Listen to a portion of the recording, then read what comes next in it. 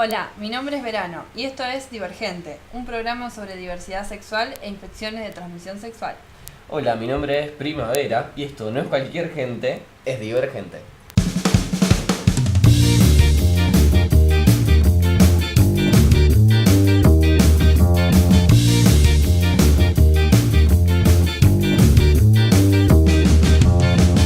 En el programa de hoy vamos a contar una historia relacionada al VIH. Tenemos el honor de tener en el estudio de Divergente a Mariana, presidente de nuestra asociación civil Vox.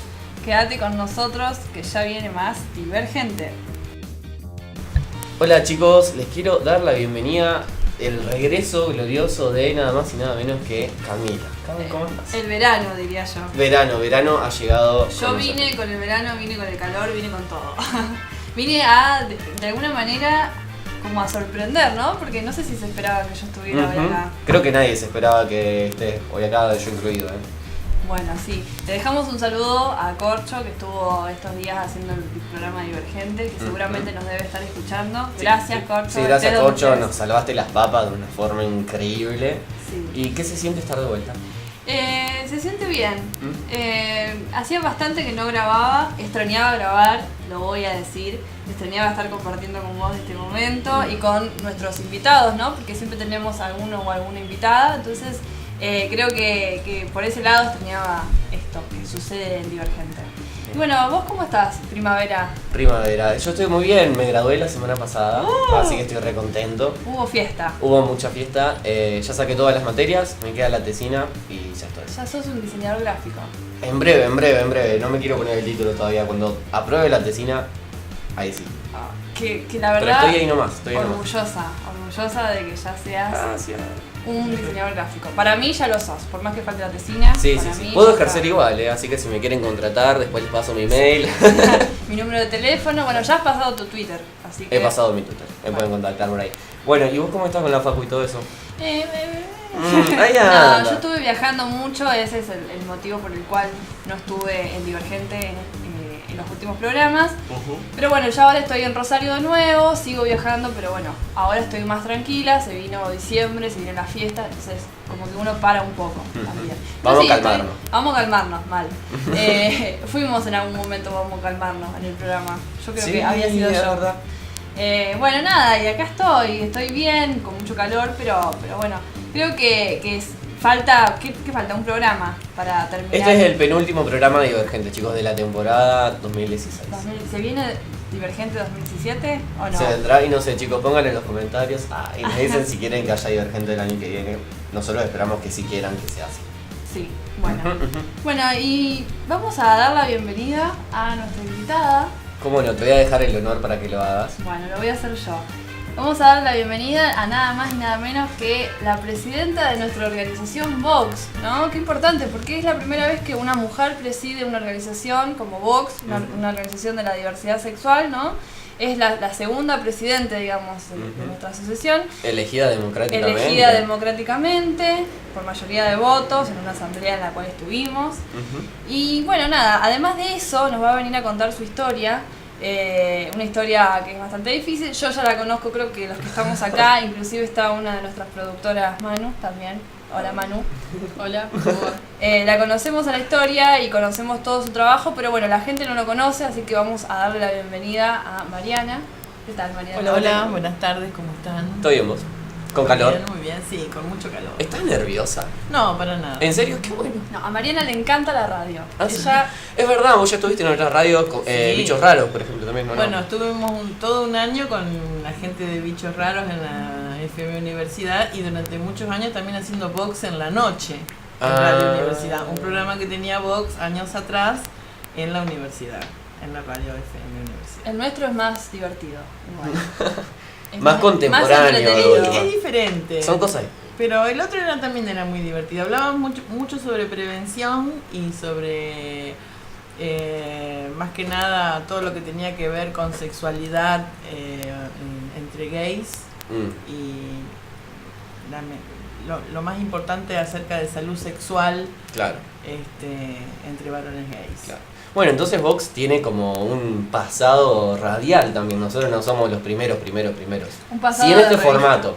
Y un pasado de revista. Un pasado de revista, lo recordábamos hace un rato, un pasado radial, un pasado de prevención en sí, digamos, porque el test de VIH y de otras enfermedades de transmisión sexual se hace desde el 2001 en adelante.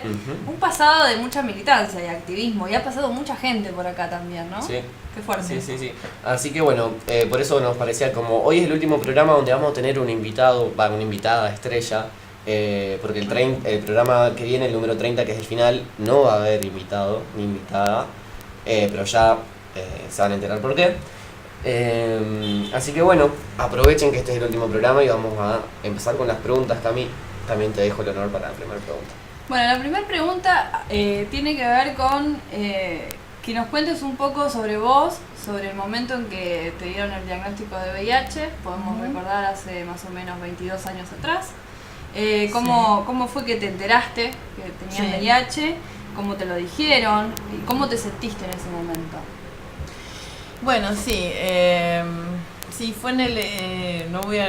recuerdo exactamente el día porque son cosas que no se olvidan, ¿no? Fue alrededor del 9 de enero del 95 y yo estaba a un mes de mi parto, o sea, justo estaba entrando al 8º mes.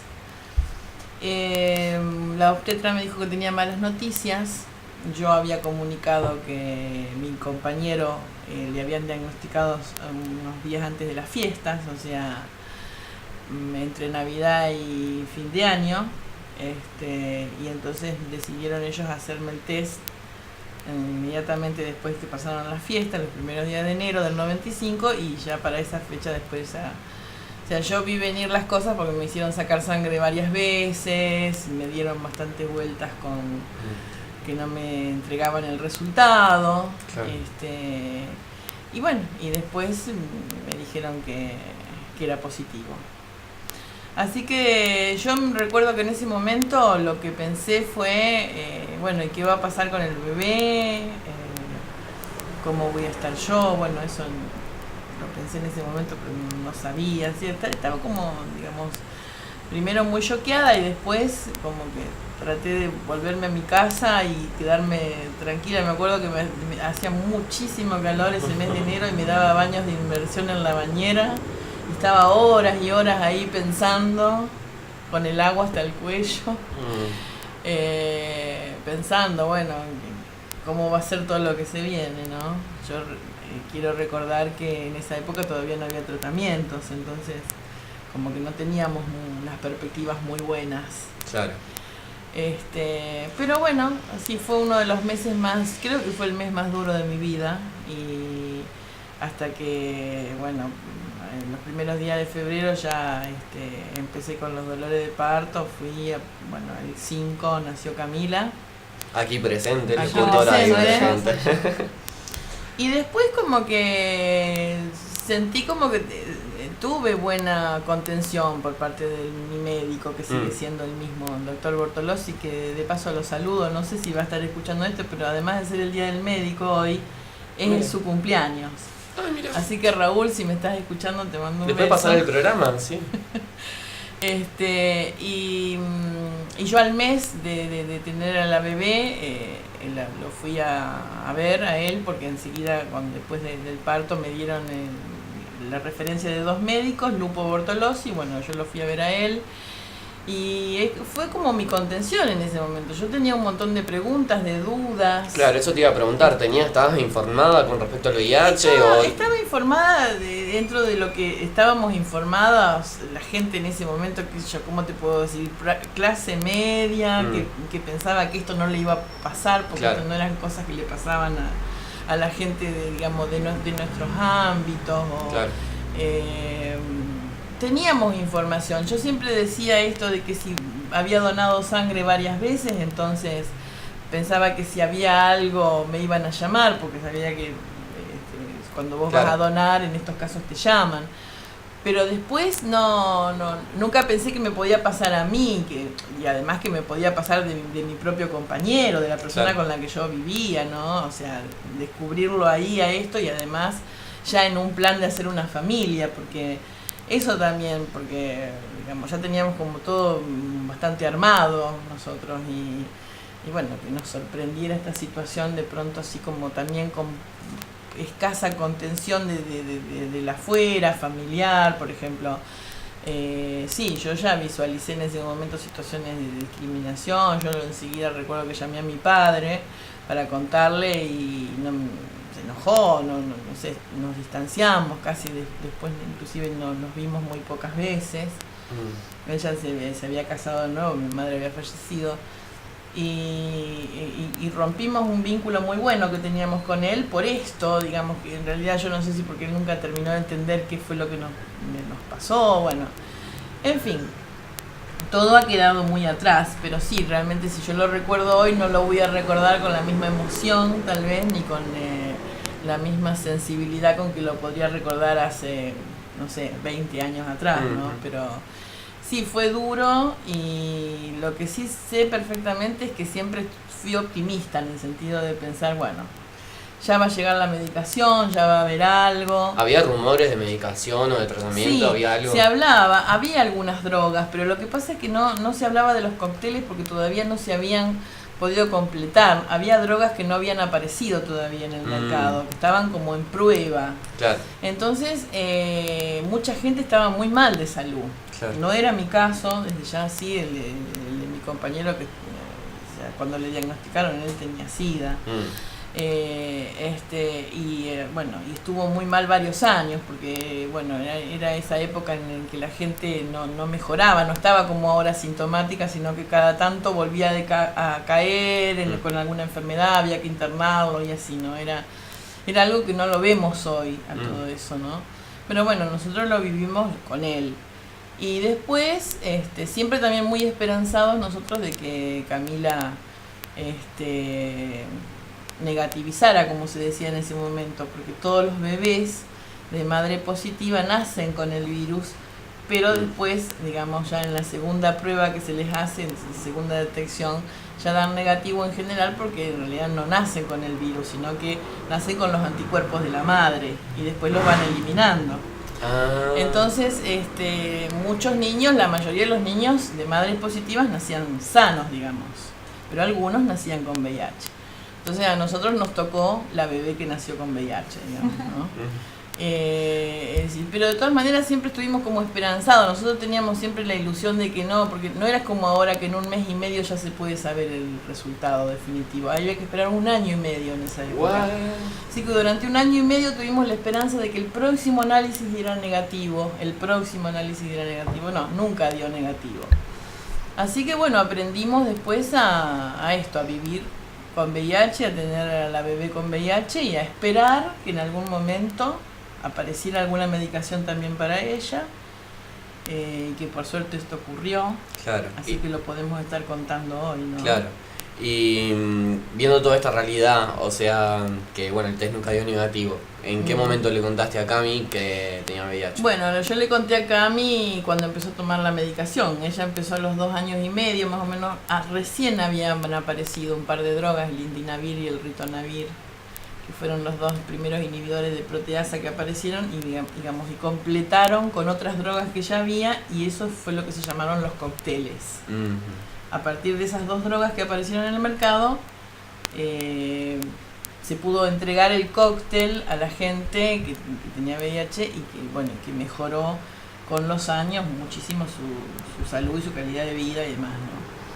Pero ella era chiquita, así que le dábamos un jarabe, que en realidad no estaban adaptados para niños. Recordemos también que no hay formulaciones pediátricas, no lo hubo en ese momento y no lo hay hoy para niños que tienen VIH y que siguen naciendo niños con VIH y aún así no se piensa desde la industria farmacéutica en esto.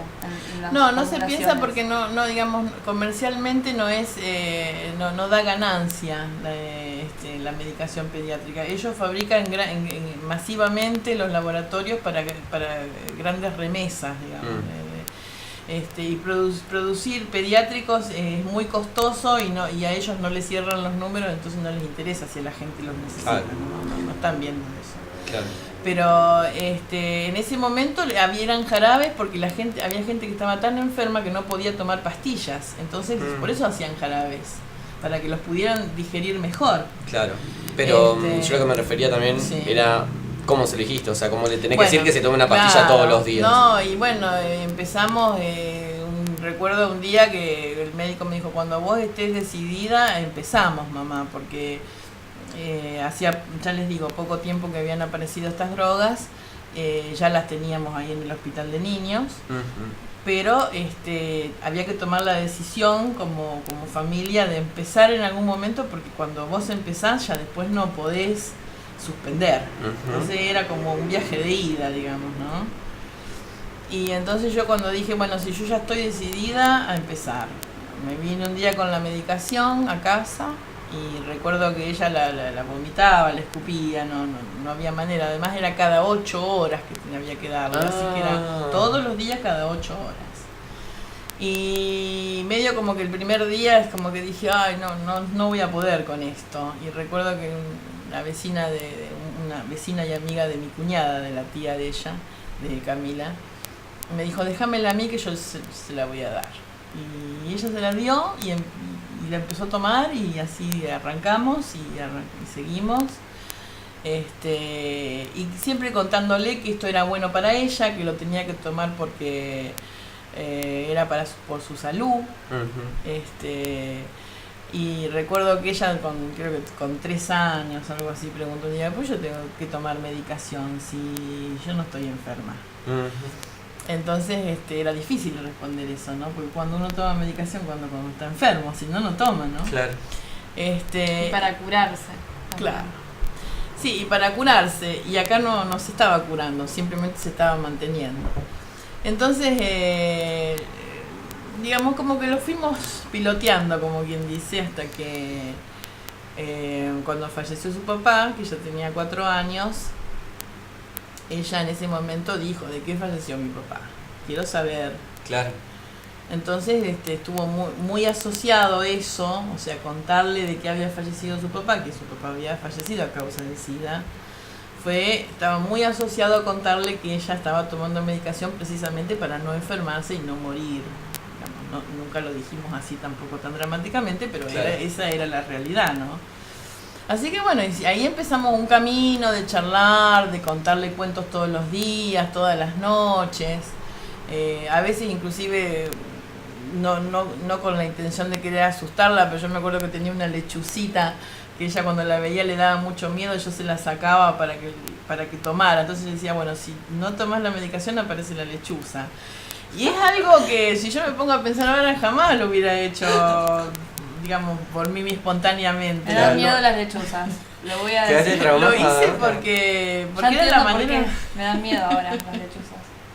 ¿No te acordabas de esto? Sí. Sí. Me acuerdo de todo. Se acuerda de todo. Y además, bueno, y así entonces empezamos después, nos dieron una mano las maestras jardineras en el turno de la mañana. La otra toma se hizo más sencilla porque ya se la dábamos en la noche, ya claro, se la daba yo.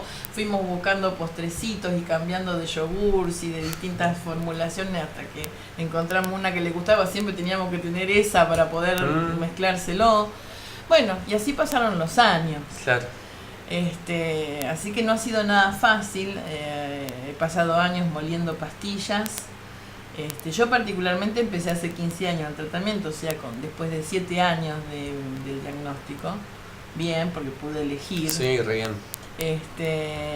Y sí, yo siempre digo, dentro de todo somos unos privilegiados en este camino, porque otra gente no ha tenido tanta suerte, o ha tirado la toalla antes porque no ha podido seguir, y a lo mejor con muchos menos años que nosotros con VIH. El papá mismo de ella no pudo seguir, digamos, no sé si tiró la toalla, su cuerpo dijo hasta acá llegué. Y a mucha gente le pasa. Entonces, por eso estamos en este camino, por eso uno de alguna manera decimos seguimos luchando, ¿no? Seguimos luchando de otra manera, trabajando en la prevención, haciendo el test, no sé, bueno, trabajando para la gente de alguna manera para que si volvemos a encontrar a alguien positivo, poder darle una mano, poder decirle una palabra claro, que lo contenga. estamos en ese camino. Claro. En este tiempo que vos decís que empezaste a atenderte en el sistema de salud, ¿no? Desde el momento cero del diagnóstico hasta que después arrancaste la medicación y todo eso. ¿Alguna vez te tuviste que enfrentar con el sistema de salud, pelearte, hubo algún problema, alguna situación de discriminación que nos puedas contar que hubo? Sí, yo sufrí discriminación en el sistema de salud, como la mayoría de las personas sufre, como la mayoría de las mujeres. Sufrí violencia obstétrica, sufrí por vivir con VIH también. Pero de todas maneras yo creo que estaba tan anestesiada en ese momento con todo lo que me pasaba, que aún siendo abogada, viste, como que pasa eso de que en casa de herrero cuchillo de palo a veces, ¿no? Uno no se siente a lo mejor en ese momento como con los recursos, ni con armado o empoderada como para hacer frente a las situaciones. Entonces hubo cosas que sí que las dejé pasar, yo lo admito. Por ejemplo, cuando Camila nació me dieron un baño que decía clausurado y a ese únicamente iba yo. No. Y las demás mujeres que estaban internadas, que también habían dado a luz, pensaban que era un baño que no se utilizaba y era nada más que para mí. Digamos, ante la posibilidad de que yo pudiera transmitir al ir al baño algo a alguien, cuando ya estamos hablando del año 95, o sea, no estamos hablando del 81, donde se desconocía sobre el VIH, ¿no? Pero bueno, eso es discriminación en el ámbito de la salud. Pero más allá de que yo en ese momento no hice absolutamente nada con eso, sí viví con el papá de Camila situaciones de discriminación, porque en algunos efectores aquí en otra época a la gente para ir a pedir para pedir un turno para algún infectólogo lo hacían ir a las 4 de la mañana y en pleno invierno, y era gente que no estaba en condiciones de estar haciendo una cola a esa hora. Claro. Entonces por esas cosas sí reclamé, me enojé y hicimos cosas para que eso cambiara. Lo mismo que cuando veíamos, yo que estuve tantas veces en el hospital con él y él internado, veíamos que traían a los pibes o de Coronda o de alguna comisaría que estaban detenidos y los esposaban a las camas, por ejemplo, para ese tipo de cosas que bueno, que es totalmente atentatoria contra los derechos humanos. Reclamamos, hicimos denuncias, yo ahí como la mujer de un paciente, claro, digamos, claro. no como abogada, pero te quiero decir que sí, que había cosas que vos decís, esto no puede estar pasando. ¿Y sentís que hay un cambio con respecto a 1995 y ahora con los efectores de salud? Mira, Camila no se sabría ríe. qué decirte porque todos han tenido sus etapas diferentes y en algún momento todo fue mejorando bastante, inclusive hasta se habían reducido los nuevos casos. Y había mejorado mucho la calidad de vida de la gente. Y hace unos años estamos viendo que hay gente que se cansó de tomar la medicación, se enfermó y falleció. El sistema de salud se volvió bastante expulsivo de alguna manera. Y eso que estamos hablando de Rosario, que comparado con otros lugares del país, estamos, digamos, muchísimo más avanzados en general, claro, por lo que visualizamos, ¿no? Pero sí, yo creo que hay un retroceso en este momento en la atención, hay un relajamiento en cuanto a que, bueno, como no hay una urgencia, no es la atención del paciente inmediata porque está bien, los médicos no se apuran tanto en atender como deberían. Creo que está pasando eso ahora. Yo siempre cuento que en la actualidad ahora pasó hace este año, cuando yo la iba a visitar a Antonella en Entre Ríos, en Paraná. No estamos hablando ni de Jujuy ni de Tierra del Fuego, estamos hablando de una provincia de acá al lado. Una situación muy visible de discriminación donde le tenían que cambiar el suero porque estaba internada. Antonella era una chica que había nacido con VIH, que después falleció al tiempo, y las enfermeras cuando entraban con trajes especiales, barbijos y cosas así como de película. Como de película, para cambiarle el suero y lleno de cosas así. Y yo me acuerdo que me enojé porque yo preguntaba por qué y las enfermeras me decían no, porque tiene SIDA. Sí, claro, que tenía una gran tuberculosis y estaba tratada igual, o sea que ya no estaba de alguna manera contagiando esa tuberculosis. Pero sí estaba internada y estaba en una situación bastante delicada.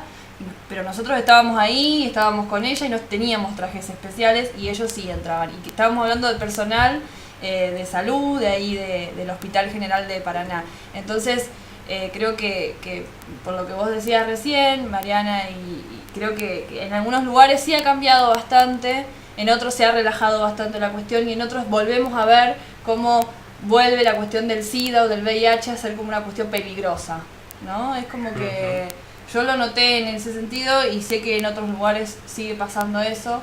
Y bueno, nada, creo que la pregunta que sigue ahora tiene que ver un poco con eso, ¿no? O sea, lo hablábamos en el ámbito de la salud, en la cuestión social, digamos. ¿Avanzamos realmente en cuando uno dice que tiene VIH, cuando uno lo cuenta en el trabajo, cuando uno le cuenta a una pareja que tiene VIH o a la familia?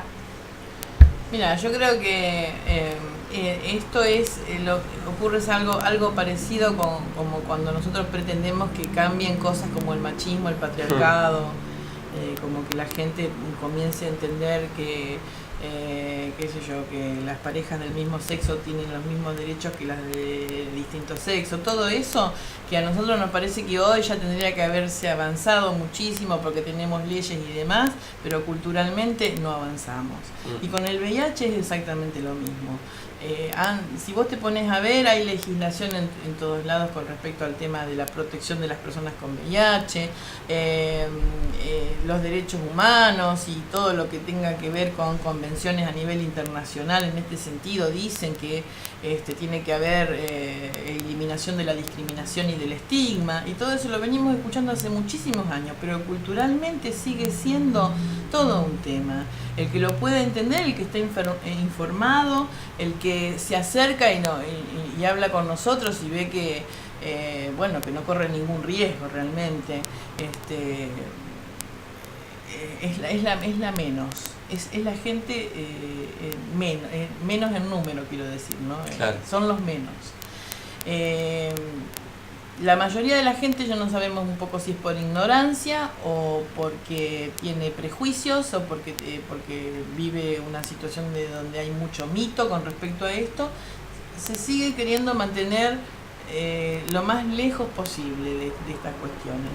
Y yo por eso lo asocio mucho con el tema de la homofobia, la bifobia, la lesbofobia. O sea, sí, yo tengo amigas lesbianas, pero sí, como para decir que soy buena persona, tengo amigas lesbianas, ¿no? Nada más. Pero bueno, que hagan su vida. A mí, que no me quieran levantar. Como que, claro. Doy este ejemplo porque es algo parecido. Sí, yo tengo un amigo con VIH, pero ni se me ocurriría salir con alguien con VIH. Claro. Yo creo que esas cuestiones todavía se mantienen, son culturales y no se van a ir de un día para otro ni de un año para otro. Hay que trabajar mucho y durante muchos años para ir eliminando todo esto.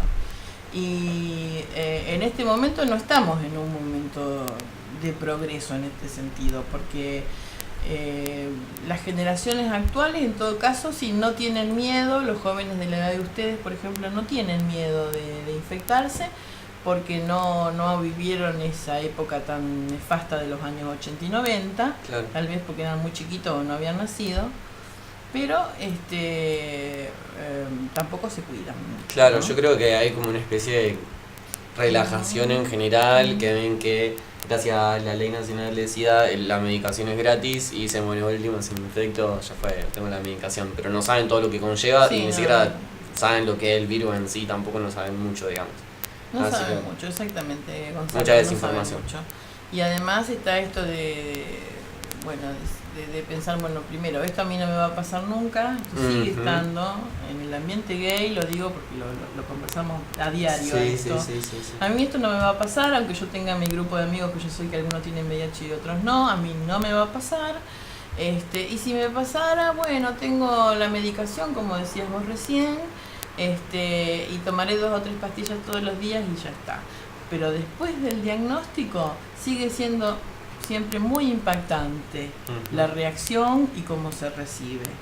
Digo, porque nosotros seguimos trabajando en esto todo el año acá y lo vemos. Y nadie quisiera recibir un resultado, por más que los piensen que está muy naturalizado, ¿no? Claro. Entonces, lo que estábamos proponiendo justamente esta semana aquí con el equipo de Vox era replantearnos realmente cuáles serían otras estrategias para trabajar con respecto a el tema de los cuidados, porque evidentemente los jóvenes no quieren usar preservativo y no lo van a usar. Hay que seguir educando entonces. Por eso, entonces estamos llegando al final del programa y te queríamos preguntar una pregunta que le hacemos a todos nuestros invitados e invitadas de Estrella, que es, no sé si ya la pensaste, ¿cuál es tu deseo o cambio o progreso, perdón, no me salía la palabra, para la sociedad? ¿Para el año que viene? A futuro. Bueno, yo quisiera que pudiéramos vivir mejor, que el Estado pudiera responder mucho más a nuestros reclamos, porque estamos en un gran retroceso con respecto al tema de la respuesta del Estado a todas las necesidades de la gente. Hablo de las necesidades de la gente en general, pero con respecto a este tema específicamente, al VIH, creo que ha habido un retroceso muy grande este año porque no se ha comprado medicación, porque estamos tomando la medicación de reserva del año pasado, porque no se han comprado preservativos, porque se espera comprar el año que viene recién. Y entonces esto es un ejemplo para decir que así yo no quiero que sigamos. Yo quiero que vivamos mejor, que podamos seguir haciendo planes, que el dinero nos alcance a fin de mes, que la gente pueda trabajar y no sea discriminada o despedida porque en el trabajo se enteraron que es positivo. Claro. O sea que si es por deseos, tengo muchos deseos, pero de que las cosas mejoren sobre todo, ¿no? Buenísimo. Ojalá que así sea y sigamos nosotros trabajando también y seguir luchando para que también así sea. Tal cual, sí. Bueno, hemos llegado al final del programa, te agradecemos muchísimo haber estado con nosotros hoy como última invitada de la temporada 1 de Divergente. Yo casi no intervine porque bueno, es mi mamá y es como que prefería dejarla hablar y nada, darle el espacio. Tiene que hablar también. fácil igual, muy bien. Darle el espacio sí. también porque sé que todos estos 29 programas de Divergente nunca la habíamos invitado y se quejó en un momento. Te mandaron pero lo queríamos dejar lo mejor para el final. ¿Cómo me manda al frente? Bueno, pasó una moto, bueno. Voló el techo. Pequeña. Bueno. Fue como broche de oro, la invitada de broche Bueno, de oro. muchas invitada de oro. Muchas gracias por invitarme. Bueno, vamos rapidito a las redes sociales, así nos pueden contactar, nos pueden buscar a través de Facebook, nos buscan como Vox Asociación Civil. Nos pueden buscar en Twitter, estamos como @vox_rosario.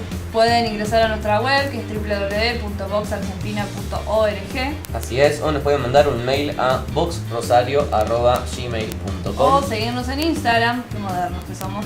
Nos buscan como Vox Rosario, ¿no? Y recordar que en las próximas 2 semanas que siguen se va a estar haciendo el test de VIH, no el rápido, no lo que se estuvo haciendo ahora el 1 y el 2 de diciembre, sino el común, la extracción de sangre, que va a ser martes y jueves de 12 a 14 horas. El test es confidencial, anónimo y gratuito y no hace falta estar en ayunas. Así es, tienen que venir a Entre Ríos 1791, planta alta, de 12 a 14, martes y jueves, y nosotros los atendemos. Bueno, nos vamos. Eso es todo, nos vamos. Nos vamos. Nos vemos en el último programa Divergente. Chau chicos. Chao. Chau.